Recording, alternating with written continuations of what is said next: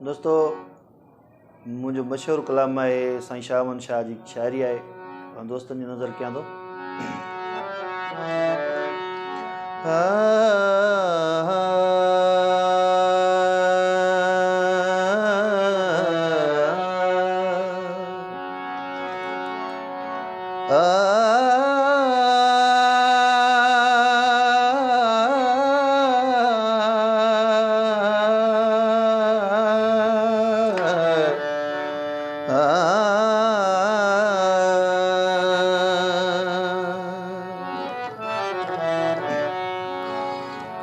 पिरी वया परदेस ते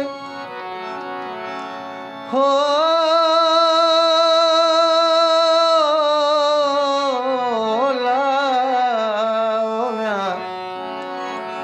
पिरी वया परदेस ते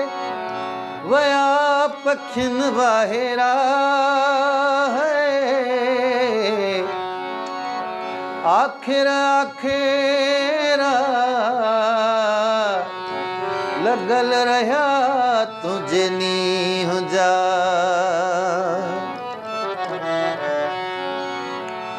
ओ सांवलड़ा हो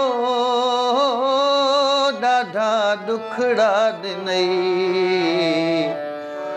सांवलड़ा तुझा सूर सीने में साढ़ो वता डाढा दुखड़ा दिनई ओ सांवलड़ा डाढा दुखड़ा दिनई सांवलड़ा तुझा सूर सीने में साढ़ो वता डाढा दुखड़ा दिनई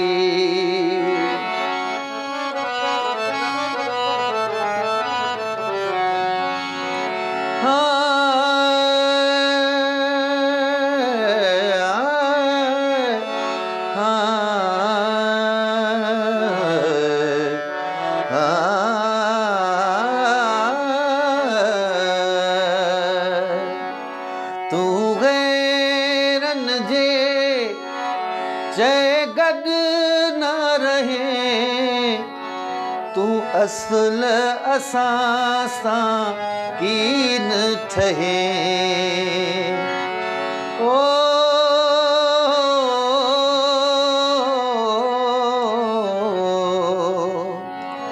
तू गैरन जे जय गड न रहे तू गैरन जे जय गड न रहे तू असल असां सां कीन ठहे नाता सभई छिनई है सांवलड़ा ओ नाता सभई छिनई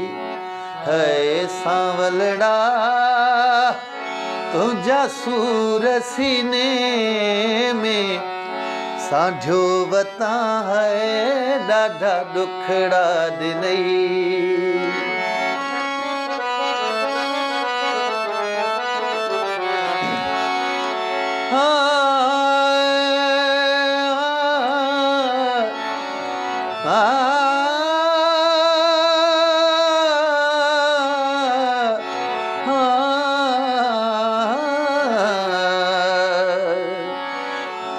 जय शाह मोहम्मद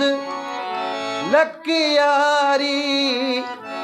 तोखे दिलड़ी दिनी सू यार सिकी ओ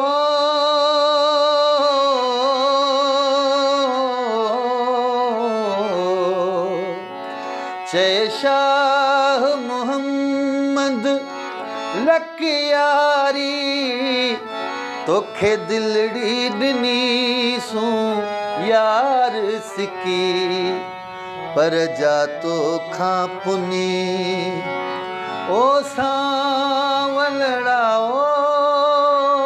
पर जा तो खां पुनी है सांवलड़ा तुझा सूर सीने में सांझो वता